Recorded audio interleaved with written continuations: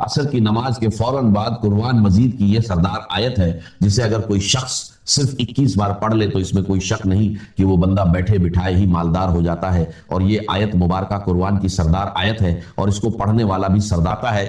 اور ایسی جگہوں سے رزق کا انتظام ہوتا ہے کہ پہلے دن ہی اس بندے کو وہاں سے رزق ملنے لگتا ہے جہاں اس کا گمان بھی نہیں ہوتا. اسی لیے جو لوگ مالدار ہونا چاہتے ہیں اس عمل کے ذریعے، اس قرآنی سردار آیت کے ذریعے کئی لوگوں کے حالات بدلے ہیں، کئی لوگوں کی زندگیاں بدلی ہیں، کئی لوگوں نے ترقی پائی ہے. اور کئی لوگ جن کو ساری زندگی کچھ نہیں مل سکا تھا اور جو وظائف کر کر کے تھک چکے تھے، انہوں نے عصر کی نماز کے بعد اس کی تلاوت شروع کی اور پھر ایسی جگہوں سے رزق کا انتظام ہوا کہ آج وہ لوگ جو غریبی کی زندگی گزار رہے تھے آج اتنے مالدار ہیں کہ لوگوں میں رزق تقسیم کر رہے ہیں.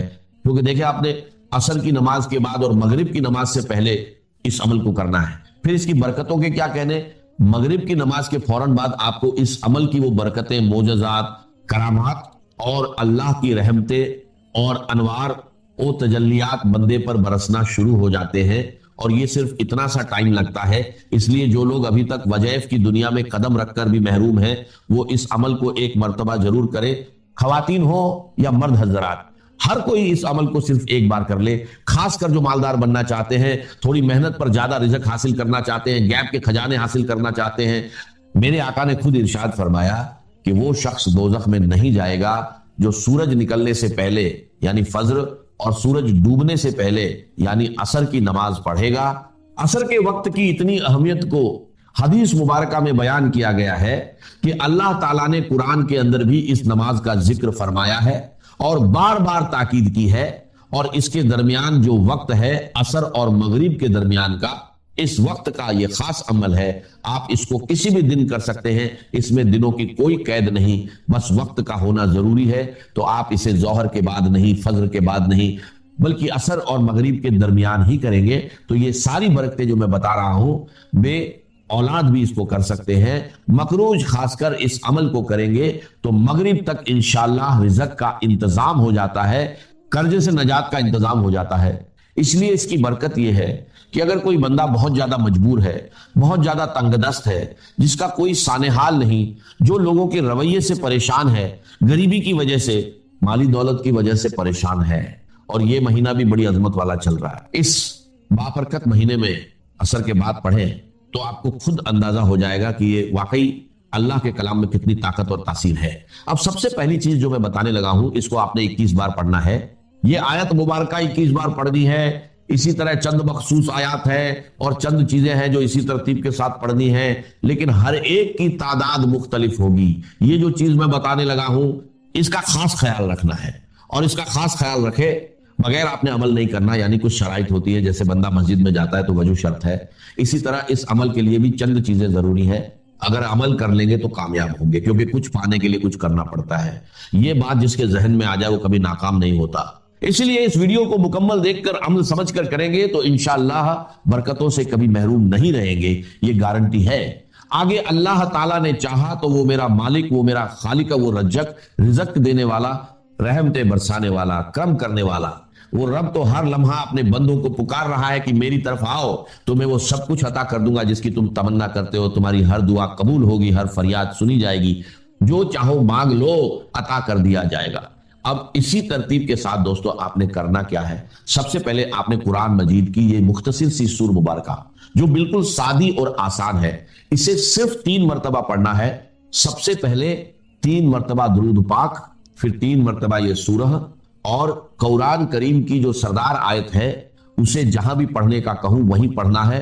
اپنی مرضی سے کچھ نہیں کرنا، کیونکہ اللہ والوں کا بتایا ہوا طریقہ ایک خاص ترتیب ہے. دیکھیے کچھ اعمال دیکھنے میں مختصر اور سادے ہوتے ہیں لیکن طاقت کے اعتبار سے بہت زیادہ ہوتے ہیں، کیونکہ وقت بہت قیمتی ہے. کچھ دن باقی دنوں کی طرح ہوتے ہیں اور کچھ دنوں میں اللہ تعالیٰ نے اتنی برکت، فضیلت اور رحمت رکھی ہے کہ بندہ سوچ نہیں سکتا. یہ وظیفہ دیکھنے میں مختصر ہے لیکن طاقت بہت بڑی ہے. بندے کی بیٹھے بٹھائے حاجتیں پوری ہوتی ہیں، مالدار، امیر، غریبی، تنگ دستی، تمام معاملات حل ہو جاتے ہیں. حضرت ابو بکر بن عمار بن ربیع نے اپنے والد سے روایت بیان کی کہ نبی علیہ السلام نے فرمایا، وہ شخص ہرگز آگ میں داخل نہیں ہوگا جو سورج نکلنے اور غروب ہونے سے پہلے کی نمازیں پڑھتا ہے، یعنی فجر اور عصر اور بصرہ کے ایک آدمی نے شہادت دی کہ میں نے بھی یہ روایت سنی، حکیم ال امت مفتی احمد یار خان نے اس حدیث کے اس حصے پر فرمایا کہ جب بندہ قبر میں جائے گا تو اسے عصر کا وقت ہی دکھائی دے گا، اس لیے عصر کے وقت خصوصاً اس نماز کی حفاظت کرو، اور اسی درمیانی وقت میں یہ خاص عمل کرنا ہے۔ جو لوگ پریشان ہیں کہ محنت تو بہت کرتے ہیں لیکن کمائی میں برکت نہیں، تو برکت اور کثرت دونوں اس ذریعے آئیں گی۔ درود پاک آپ کوئی بھی پڑھ سکتے ہیں، چاہے درود ابراہیمی ہو یا کوئی اور، بس تعداد وہی رکھے جو بتائی گئی۔ پھر سورۃ الفاتحہ کو بسم اللہ کے ساتھ پڑھیں، میں 40 بار روز پڑھتا ہوں، لیکن آپ کو صرف بتائی گئی تعداد کے برابر ہی پڑھنا ہے۔ بسم اللہ الرحمن الرحیم، الحمدللہ رب العالمین، آمین، اور آمین کے 4 حرف کے برابر اللہ تعالیٰ اس بندے کے لیے 4 فرشتے مقرر کر دیتا ہے جو اس کے لیے دعا کرتے رہتے ہیں۔ تو جس کے لیے فرشتے دعا کرے وہ کیسے ناکام ہو سکتا ہے؟ اور نبی نے فرمایا جس کی عصر چھوٹ گئی گویا اس کا گھر مال لٹ گیا۔ اسی لیے آج کے بعد عصر کی نماز کو قضا نہ ہونے دے، یہ عمل صرف ایک دن کر کے دیکھے، دل کرے گا کہ روز کرے، روز برکتیں حاصل کرے۔ اصل میں عصر کے بعد رزق بڑا ملتا ہے، کیونکہ اس وقت اللہ کے نوری ملائکہ فرشتے زمین پر اکٹھے ہوتے ہیں، دن والے فرشتے واپس جاتے ہیں اور رات والے آ جاتے ہیں، ان کی آپس میں ملاقات ہوتی ہے، اور اس وقت اللہ کی رحمتوں کا نزول سب سے زیادہ ہوتا ہے۔ اور جب بندہ اس وقت رحمت والی آیات پڑھتا ہے تو اس پر رحمتیں موسلادھار بارش کی طرح برسنے لگتی ہیں۔ اسی لیے جو شخص ان نمازوں کا دھیان رکھے وہ جہنم میں نہیں جائے گا، اور جو نہ پڑھے اس کا سب کچھ برباد ہو جاتا ہے۔ اکثر دیکھا ہے لوگ نماز کے قریب نہیں آتے اور باقی سارے معاملات کرتے ہیں، پھر بربادیاں شروع ہوتی ہیں۔ اس لیے اگر آپ عصر چھوڑنے والے ہیں تو آج سے تہیہ کریں، اللہ کی بارگاہ میں سچی توبہ کر کے عمل شروع کریں کہ نمازوں کی پابندی، خصوصاً عصر کی پابندی کروں گا، انشاءاللہ کامیابی مقدر ہوگی۔ فاتحہ کو آمین کے ساتھ 3 بار پڑھیں۔ یہ وہ سورت ہے جو 2 بار نازل ہوئی، جسے سورت مت کہا جاتا ہے۔ جب یہ نازل ہوئی تو فرشتوں نے عرض کیا کہ یہ خاص آپ کو عطا ہوئی، تو خاص چیز کی برکتیں خاص ہوتی ہیں۔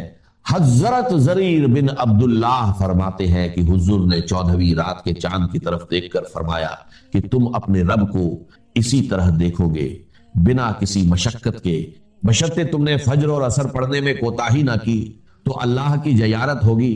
پھر حضور نے آیت تلاوت فرمائی اور نماز کی وصیت فرمائی، تو اس نماز کو اہمیت دیں۔ اس کے بعد سورۃ الاخلاص شریف پڑھیں، بسم اللہ الرحمن الرحیم، قل هو اللہ احد اللہ الصمد لم یلد ولم یولد ولم یکن لہ کفوا احد۔ سبھی صورتیں بسم اللہ کے ساتھ پڑھیں، کیونکہ جب بندہ وظائف کو ان کی شرائط اور طریقے کے مطابق پڑھتا ہے تو کامیاب ہوتا ہے۔ فاتحہ اور اخلاص پڑھنے سے اللہ ایک پورا قرآن پڑھنے کا ثواب دیتا ہے، 300 شہیدوں کے برابر ثواب لکھا جاتا ہے، رزق بڑھتا ہے، معاملات حل ہوتے ہیں، پریشانیاں ختم ہوتی ہیں، دکھ مصیبت سے نجات ملتی ہے۔ یہ ساری برکتیں اس عمل سے ملیں گی، اور یہ مہینہ بڑا خاص ہے۔ محرم اور رجب عزت والے مہینے ہیں، جو بندہ اس عمل کو کرے اس کی عزت، رزق اور دولت بڑھتی ہے، مسائل حل ہوتے ہیں، دعائیں قبول ہونے لگتی ہیں، کیونکہ اللہ اس عمل کرنے والے کو ہر سال حج کی توفیق عطا فرمائے، اتنے پیسے دے کہ وہ ہر سال حج کو جائے۔ اللہ کے خزانے وسیع ہیں، بندے کا گمان وہاں نہیں پہنچ سکتا۔ پھر سورۃ الکوثر پڑھیں، اس سے اللہ سارے گناہ معاف فرما دیتا ہے، چاہے سمندر کی جھاگ کے برابر بھی ہو۔ اور یہ سورت دشمنوں کے لیے تیر، معجزات، شفاعت، مقام، جنت کی عطا، صحابہ کی جماعت، دین کا غلبہ، دشمنوں پر فتوحات، سب کچھ اس کے اندر ہے۔ پھر ایک آیت جو اپنی جگہ پر نہایت اہمیت کی حامل ہے، اور آپ کو یاد ہوگا کہ ہماری گزشتہ 2 نشستیں اسی ایک آیت کے مطالعے میں صرف ہوئی، اور یقیناً اس آیہ مبارکہ کا یہ حق، اس لیے کہ نہ صرف یہ کہ اس سورہ مبارکہ کا یہ عمود مرکزی مضمون ہے، بلکہ جیسا کہ میں عرض کر چکا ہوں، ڈاکٹر رفیع الدین مرحوم کی ایک روایت کے مطابق امام الہند حضرت شاہ ولی اللہ دہلوی رحمۃ اللہ علیہ کے نزدیک کی آیہ مبارکہ یعنی سورہ صف کی آیت نمبر 9 پورے قرآن مجید کا عمود، مرکز اور محور، جس کے گرد کے پورے قرآن مجید کے مضامین گھوم۔ اپنی یہ ناچیز رائے بھی عرض کر چکا ہوں کہ پورے قرآن مجید کے لیے یہ آیہ مبارکہ محور ہے یا نہیں، لیکن سیرت النبی علیہ صاحب الصلاۃ والسلام کے صحیح فہم کے لیے یقیناً لازمی کلید، اس کے لیے یقیناً عمود کی حیثیت رکھتی۔ اس آیت مبارکہ کو سمجھیں گے تو سیرت النبی کا فہم حاصل ہو، اس لیے کہ کسی بھی عظیم شخصیت کے کارنامہ حیات کو ایسس کرنے کے لیے سب سے پہلے یہ سمجھنا ضروری ہے کہ اس کا مقصد ہے، اس کے سامنے اپنی جد و جہد اور اپنی مسائل سے ہدف کے طور پر کیا ہے، اسی کے حوالے سے ایسا کیا جائے گا تو اس درجے میں کامیابی۔ اس آیہ مبارکہ پر جیسا کہ میں نے عرض کیا، گزشتہ 2 نشستوں کا اکثر و بیشتر حصہ کر چکے ہیں، مجھ سے پچھلی نشست میں ایک غلطی ہوئی ہے اور اس کی طرف ایک صاحب نے ہمارے شرکائے ٹرسٹ میں سے انہوں نے توجہ دلائی ہے، میں ان کا شکریہ ادا کرتا ہوں۔ لیظہرہ جو مرکزی لفظ ہے اس عمود والی آیت کا، هو الذی ارسل رسولہ بالہدی ودین الحق لیظہرہ علی الدین کلہ۔ لیظہرہ کا جب میں نے تجزیہ کیا تو جو ابتدا میں لام آیا ہے اس کے لیے روا روی میں میری زبان سے لفظ نکل گیا کہ یہ حرف جار لام ہے، حرف جار حروف جار ہے۔ یہ ایک غلطی ہے جو روا روی میں ہوئی ہے۔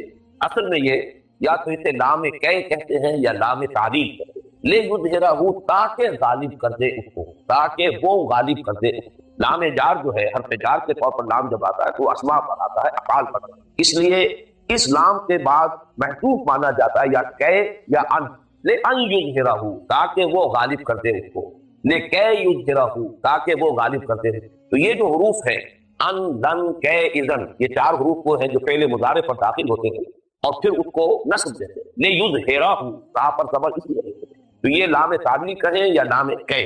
البتہ ایک بات پر اگر غور کریں کہ جہاں تک مفہوم کا تعلق ہے اس میں وہ حرف جار والا لام جو ہے اس کا مفہوم موجود، اس لیے کہ جب حرف جار کے طور پر لام آتا ہے تو اس کے معنی ہوتے ہیں کسی شے کے لیے، واسطے، جیسے کہ اقیم الصلاۃ لذکری، نماز قائم کرو میری ذکر کے لیے، میری یاد کے لیے، میری یاد کے واسطے۔ تو یہ کسی شے کے واسطے، کسی شے کے لیے، یہ در حقیقت لام جب حرف جار کے طور پر آتا ہے تو اس کا مفہوم یہاں وہ مفہوم موجود ہے۔ هو الذی ارسل رسولہ بالہدی ودین الحق لیظہرہ، وہی ہے اللہ جس نے بھیجا اپنے رسول کو یعنی محمد کو صلی اللہ علیہ وسلم دو چیزیں دے کر، الہدی یعنی قرآن حکیم اور دین حق، اس لیے یا اس واسطے کہ وہ غالب کر دے اس کو پورے کے پورے دین پر۔ تو یہ جو اصل مفہوم ہے یہاں موجود ہے۔ بہرحال جہاں تک فنی اعتبار سے یہ بات صحیح ہے کہ یہ حرف جار نہیں ہے بلکہ لام تعلیل یا لام کہ۔ اب ہم آگے چل رہے ہیں، اس سورہ مبارکہ کا جو چوتھا حصہ ہے یہ پھر 4 آیات پر مشتمل ہے۔ وہ 4 آیات ابھی میں نے تلاوت کی ہیں، آپ نے سماعت فرمائی۔ ان 4 آیات کا مضمون ہے جہاد کے لیے پرزور دعوت، اور اس کا جو ربط ہے اس عمود کے ساتھ اس کو پہچان، وہی ہے اللہ جس نے بھیجا اپنے رسول کو محمد کو صلی اللہ علیہ وسلم الہدی ودین الحق دے کر تاکہ وہ غالب کرتے اس دین حق کو کل کے کل نظام زندگی پر۔ اب ظاہر بات ہے کہ یہ غلبہ دین حق محنت سے ہوگا، مشقت سے ہوگا، جہاد سے ہوگا، قتال سے ہوگا، ایثار سے ہوگا، قربانی سے ہوگا، گھر بیٹھے تو نہیں ہوگا، ہاتھ پر ہاتھ ڈالے تو نہیں۔ لہذا اس کے لیے ضروری ہے کہ اب 2 لوگ بھی ایمان کے دعوے دار ہیں اللہ پر اور اس کے رسول پر۔ اللہ ہے اپنے رسول کو بھیجنے والا، اس پر بھی ہمارا ایمان ہے۔ رسول کا مقصد قرار دیا گیا غلبہ دین حق اور رسول پر ہمارا ایمان ہے۔ تو جو لوگ بھی اللہ پر اور اس کے رسول پر ایمان کے مدعی ہیں، دعوے دار، اب ان کا فرض کہ وہ تن من دھن اس مقصد بعثت محمد علیہ صاحب الصلاۃ والسلام کی تکمیل کے لیے لگا دے، کھپا دے۔ لہذا نہایت پرزور دعوت ہے جو ان 4 آیات میں سامنے آ رہی ہے۔ میں ذرا چاہوں گا کہ اس ربط کو ذرا اور گہرائی میں آپ سمجھ لیں، اس لیے کہ آیت نمبر 9 پر ایک گفتگو ہم اس اعتبار سے بھی کر چکے ہیں کہ یہ آیت مبارکہ نبی اکرم صلی اللہ علیہ وسلم پر نبوت اور رسالت کی تکمیل کا بیان کر رہی ہے۔ یعنی ختم نبوت کا ایک تصور یہ ہے کہ پہلے نبوت کا سلسلہ چل رہا تھا، حضور پر وہ آ کر ختم ہو گیا، اب آپ کے بعد جیسے کہ حضور نے فرمایا انا خاتم النبیین لا نبی بعدی، اب میرے بعد کوئی نبی۔ اور دوسرا مفہوم یہ ہے کہ آپ پر نبوت اور رسالت کی تکمیل ہوئی۔ یہ تکمیل نبوت اور رسالت اصل میں بنائے فضیلت محمد صلی اللہ علیہ وسلم، ورنہ محض رسالت کا ختم ہو جاتا ہے، اس میں تو فضیلت کی کوئی بات نہیں۔ فضیلت کی بنیاد تو یہ ہے کہ آپ پر رسالت کی تکمیل ہوئی، نبوت کی تکمیل۔ اس تکمیل نبوت اور رسالت کے 5 مظاہر کی تفصیل سے گفتگو ہو چکی ہے گزشتہ نشست میں۔ میں چاہتا ہوں پھر گن لیں یاد۔ سب سے پہلا مقصد کیا ہے کہ آپ اللہ کے واحد رسول ہیں صلی اللہ علیہ وسلم، جن کی بعثت پوری نوع انسانی ہے۔ اس کا تعلق ہے جو سائنسی اور تکنیکی ارتقا ہوا ہے نسل انسانی کے ارتقا کے دوران، کہ اب یہ ممکن ہو گیا تھا کہ ایک نبی کی دعوت پوری نوع انسانی تک پہنچ سکے اور ایک نبی کی دعوت پر پوری نوع انسانی کو جمع۔ اس سے پہلے ذرائع رسل و رسائی ایسے نہیں تھے کہ ایک نبی کی بعثت پوری نوع انسانی کے لیے ہو۔ تو پہلا مقصد یہی ہے کہ آپ کی بعثت ہے وما ارسلناک الا کافۃ للناس بشیرا ونذیرا۔ دوسرا بعثت اگرچہ ہدایت کا سلسلہ تو حضرت آدم سے چلا رہا، اما یاتینکم منی ھدی فمن تبع ھدایا فلا خوف علیہم ولا هم یحزنون۔ جتنے صحیح پہ نازل ہوئے وہ صحف ابراہیم تھے یا صحف موسیٰ تھے، جتنی کتابیں آئیں وہ تورات ہو، زبور ہو، انجیل ہو، سب میں ہدایت تھی مدل۔ لیکن یہ ہدایت اب کامل ہو گئی ہے قرآن، الہدی، the guidance, the complete guidance, the final guidance. اور یہی وجہ ہے کہ اس کی حفاظت کا ذمہ لیا اور سابقہ کتابوں کی حفاظت کا ذمہ لیا۔ تیسرا مقصد جو تمدنی ارتقا ہوا ہے نوع انسانی کا، اب نوع انسانی اس مقام پر پہنچ گئی تھی کہ اسے ایک نظام اجتماعی درکار، انفرادیت کا دائرہ سکڑتے سکڑتے بہت محدود ہو چکا ہے، اور اجتماعیت کا تسلط جو ہے انسانی زندگی پر بہت گہرا ہو چکا ہے، بہت وسیع ہو چکا ہے۔ لہٰذا اب اصل جس جو طے مطلوب ہے انسان کو اور درکار ہے وہ ایک نظام عدل اجتماعی۔ تو گویا کہ دین ایک نظام کی حیثیت سے اس کی تکمیل ہوئی ہے محمد پر صلی اللہ علیہ وسلم۔ الیوم اکملت لکم دینکم واتممت علیکم نعمتی ورضیت لکم الاسلام دینا۔ یہ تیسرا منتر ہے حضور پر تکمیل نبوت کے ساتھ۔ چوتھے اور پانچویں جو مظاہر ہیں تکمیل رسالت کے، ان کا تعلق ہے اتمام حجت کے ساتھ۔ اتمام حجت بھی حضور کے ذریعے سے بدرجہ کمال و اتمام ہوا ہے۔ اتمام حجت کے بھی درجے، آپ کسی بات کو کسی کے سامنے بیان کر دیجئے، بہت عمدگی سے بیان کر دیجئے کہ بات اس کی سمجھ میں آ کر، یہ بھی ایک درجے میں اتمام حجت ہے۔ لیکن آپ اس شے کا ایک عملی نمونہ پیش کر دیں، یہ ہے اصل میں کہ اتمام حجت۔ اب نقطۂ عروج کو، نقطۂ کمال کو، کہ صرف ذہنی صلاحیت کی درکار نہ ہو اس کو سمجھنے کے لیے، کم تر ذہنی صلاحیت کے لوگ بھی دیکھ لیں کہ یہ ہے اس کی برکات، یہ ہے اس کی کیفیات۔ تو گویا کہ اب اس کے بعد اتمام حجت نہ گیا۔ تو اس میں پہلی اتمام حجت تو ہوئی ہے پوری نوع انسانی پر کہ دین حق کا ایک عملی نمونہ پہ۔ اگر یہ دین حق صرف نظری طور پر قرآن مجید ہی میں ہوتا یا حضور اس کی مزید تشریح بھی فرما دیتے اپنی احادیث شریفہ میں، تب بھی ایک طرح کا اتمام حجت تھا۔ لیکن جب تک کہ اس کا ایک ماڈل، اس کا ایک نمونہ نہ دکھا دیا جاتا، بدرجہ تمام و کمال اتمام حجت نہیں۔ لہذا حضور نے لیظہرہ علی الدین کلہ، جان رسل محنت و مشقت کے نتیجے میں وہ نظام قائم کر کے اس کا ایک عملی نمونہ دکھا دیا۔ اب یہ تا قیام قیامت نسل انسانی پر حجت، ہر کجا بینی جہان رنگ ہوں، آنکھ یا خاک کرو یا دان ہوں، یا ضرور مصطفیٰ رافعہ یا حلوق اللہ صلاح۔ اور اسی اتمام حجت کا دوسرا پہلو ہے وہ امت پر، کہ آپ نے یہ اظہار دین حق کا جو فریضہ ہے، دین کے غالب کر دینے کا فریضہ، یہ معجزوں کی مدد سے کر کے نہیں دکھایا، بلکہ انسانی مشقت، جد و جہد، محنت، ایثار، قربانی، مسائل جھیل کر، تکلیفیں برداشت کر کے، ہر طرح کی جو بھی آزمائشیں ہو سکتی ہے ان سے خود بھی بدل سے نفیس گزر کر اور اپنے صحابہ کو بھی ان سے گزار کر absolutely at the level of human effort and struggle یہ کارنامہ کرتے تھے۔ یہ بہت اہم پہلو ہے سیرت النبی کا صلی اللہ علیہ وسلم۔ ورنہ یہ کہ قدم قدم پر مطالبے آ رہے تھے، معجزہ نہیں آیا، معجزہ بس قرآن ہے، جس کو سمجھ میں آؤ یہ معجزہ ہے، محمد کا اصل معجزہ یہ قرآن۔ ورنہ آپ سوچئے کہ اگر بنی اسرائیل کے لیے جب کہ ان کو شدید بھوک کی کیفیت جو ہے اس سے ستایا تو من و سلوہ نازل ہو گیا، کیا حضور اور آپ کے صحابہ کا درجہ ان سے کہیں بلند نہیں تھا کہ غزوہ تبوک کے دوران من و سلوہ نازل کیا جائے؟ نہیں نازل، بھوک اور پیاس کی مشقت نہیں تھے، ہیومن لیول پر ایفرٹ کا ایک نمونہ قائم کیا ہے، ایثار، قربانی، جد و جہد، مصیبتیں جھیل کر۔ در حقیقت یہ جو ہے آخری اتمام حجت یہ امت پر، کہ اب جب بھی اظہار دین حق علی الدین کلہ کا فریضہ سر انجام دینے کے لیے امت میں سے کوئی گروہ کھڑا ہوگا تو اس کے سامنے حجت موجود ہے، یہ تمام مصیبتیں، یہ تمام تکلیفیں، یہ تمام آزمائشیں محمد رسول اللہ والذین معہ صلی اللہ علیہ وسلم رضی اللہ تعالیٰ عنہ اجمعین، ان سب کو جھیلنی پڑی، ان سب میں سے گزرنا پڑا۔ یہ ہے اصل میں آخری نقطہ جس کا تعلق ہے تین چار آیات کے ساتھ، اب پکارا جا رہا ہے اس جد و جہد کے لیے، اس ایثار و قربانی کے لیے، اس محنت و مشقت کے لیے، اس جان رسل جد و جہد کے لیے۔ یا ایھا الذین آمنوا هل ادلکم علی تجارۃ تنجیکم من عذاب الیم۔ اے ایمان والو، یہ جو اصطلاح ہے اے ایمان والو، کتاب کا جو صیغہ ہے، بارہا میں عرض کر چکا ہوں کہ اگرچہ لفظ آتا ہے یہاں پر ایمان کا، لیکن مراد یہاں پر ہے تمام مسلمان، ان میں منافقین بھی شامل ہے، تو بھی مدعی ہے ایمان در حقیقت اس سے۔ اے ایمان والو، قرآن مجید میں کہیں مسلمانوں کو خطاب نہیں کیا گیا یا ایھا الذین اسلموا، کہیں منافقین کو خطاب نہیں کیا گیا یا ایھا الذین نافقوا، لیکن چونکہ اہل ایمان ہی کے گروہ میں مومنین صادقین بھی تھے، منافقین بھی تھے، اور ایک بین کی کیفیت بھی تھی، جس کا تذکرہ سورہ حجرات میں آ چکا ہے۔ قالت الاعراف آمنا قل لم تؤمنوا ولکن قولوا اسلمنا، تم یہ نہیں کہہ سکتے کہ تم مومن ہو گئے ہو، بس صرف یہ کہہ سکتے ہو کہ تم مسلمان ہو گئے، اسلام سے۔ گویا کہ یہ تین گروہ ہو گئے۔ ویسے تو یہ کہ ان تینوں کے درمیان بڑا فاصلہ ہے، ایمان کے نمبر کتنے مدارج ہوں گے ابو بکر صدیق رضی اللہ تعالیٰ عنہ سے لے کر، اور ایک عام صحابی کے ایمان تک کتنے درجات ہوں گے، پھر نفاق کے بھی کتنے درجے ہوں گے، عبداللہ ابن ابی کے نفاق سے لے کر کوئی ادنا درجے کا منافق کتنے درجے ہوں گے، ایک بار، اور بیچ میں یہ ایک زیرو پوائنٹ ہے کہ نہ ایمان نہ نفاق بلکہ اسلام میں ہے، اور ان سب کو خطاب کیا جاتا ہے یا ایھا الذین آمنوا۔ تو یہاں پر اصل میں ترجمہ کرتے ہوئے الفاظ اگر ہم استعمال کریں، اے ایمان کے دعوے دارو، اے ایمان والو نہیں، اے ایمان کے دعوے دارو، اے مدعیان ایمان، هل ادلکم علی تجارۃ تنجیکم من عذاب الیم، کیا میں تمہاری رہنمائی کروں، کیا میں تمہیں بتاؤں ایک ایسی تجارت جو تمہیں دردناک عذاب سے نجات دے دے؟ چھٹکارا۔ اس میں پہلی بات تو یہ سمجھیے کہ یہ بڑا ہی فطری اسلوب ہے تعلیم کا، سوال جواب، سوال کیا جائے تاکہ جو بھی شاگرد ہیں، جو سامنے ہیں، جو بھی زیر تربیت لوگ ہیں، پہلے وہ چونک جائے، وہ پوری طرح متوجہ ہو جائے۔ یہ اسلوب قرآن مجید میں بھی بہت مرتبہ آیا ہے اور حدیث نبوی میں بہت کثرت، بلکہ حضور کا انداز تو بہت چونکانے کا ہوتا تھا۔ جیسے وہ حدیث جو ہے کہ آپ نے سوال کیا اتدرون من المفلس، کیا تم جانتے ہو مفلس کون ہوتا؟ آپ حیران ہو گئے، اس میں کون سی بات ایسی تھی؟ مجھے تو کبھی جان کو مفلس کون ہوتا. بہرحال اب کیا جب سوال کیا ہے حضور صلی اللہ علیہ وسلم پر کیا المفلس عندنا بلّہ درہم لہ ولا دینار. حضور ہم تو اسی کو مفلس سمجھتے ہیں جس کے پاس درہم و دینار نہیں تو کیا کریں گے اور سونا چاندی نہیں. کوئی بات نہیں, میری امت کا مفلس وہ ہے جو عبادات کے تو بڑے گٹھڑ اور بوجھ لے کر آئے گا قیامت کے دن, لیکن یہ ہے کہ حقوق العباد کے اندر اس نے کوتاہی کی ہوگی, کسی کو گالی دے دی ہوگی, کسی پر کوئی تہمت رات کی ہوگی, کسی کا مال ہڑپ کر لیا ہوگا, کسی کی عزت کے اوپر حملہ کیا ہوگا, یہ سب دعوے دار آ جائیں گے اور اس کی ساری نیکیاں عبادتیں ان کو دے دی. پھر بھی حساب نہیں ختم ہوگا, خدائیان اب بھی ہوں گے, تو ان کے گناہ جو ہے وہ اس کے کھاتے میں درج کیے جائیں گے اور وہ ان کے گناہوں تلے دب کر جہنم میں پہنچ جائے.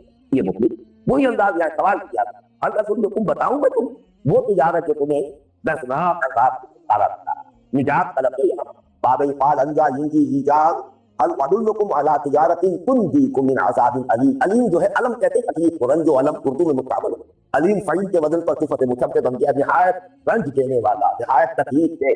فارسی میں اگر کہ علم ناک کا لفظ استعمال ہو جاتا ہے لیکن اصل میں دردناک لفظ ہے فارسی کا ہوگا, دردناک علم ناک.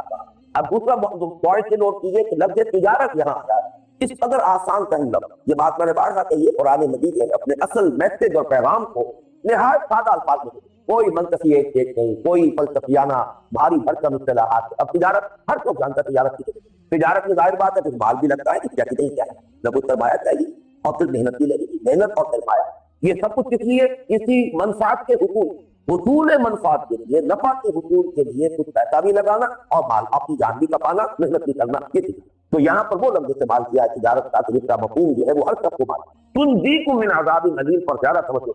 سوال یہ نہیں ہے کہ کیا تمہیں وہ راستہ بتایا جائے جو تمہیں بہت اعلیٰ منصب دلا دے, بہت اونچے درجات تک پہنچا دے. اگر یہ سوال ہوتا تو اس کا امکان باقی تھا کہ اس سے کمتر پر بھی نجات تو ہو سکتی ہے. بھائی تمہیں وہ ہم کہتے پر کہتے ہیں جس سے فرق نہیں لگا جاتا. چلیے تو گویا کہ ایک طالب علم یہ سمجھ سکتا ہے کہ مجھے نہ بھی مل سکے وہ تو پاس ہونے کا امکان تو نہیں, لیکن یہ کہ یہاں کہا جائے تنجیکم من عذاب علیم جو تمہیں دردناک عذاب سے بچاتا. اگر کہ عام طور پر کہا جاتا ہے کہ مفہوم مخالف جو ہے وہ ہر جگہ پر لازمی طور پر درست نہیں ہوتا, لیکن اس مقام پر سمجھیے کہ مفہوم مخالف جو ہے وہ لازمی ہے ضروری, ورنہ یہ کلام محمد.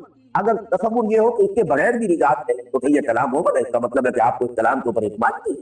معلومہ نجات ممکن ہی نہیں ہے جب تک کہ یہ طرز عمل, یہ تجارت اختیار نہ کرو. هل ادلکم علی تجارت تنجیکم من عذاب علیم, کیا میں تمہاری رہنمائی کروں. عدل و دلہ یدل, یہ کسی سے لفظ دلیل بنا. دلیل کہتے ہیں وہ کہ کسی چیز کی طرف آپ کی رہنمائی کرتے. اب دلیل جو ہے عقلی ہوتی ہے, دلیل راہ بھی کسی طریقے سے رہنمائی کرنا, بتا دینا, کوئی چیز جو ہے کسی کو سمجھا دینا, یہ ہے دلہ یدل.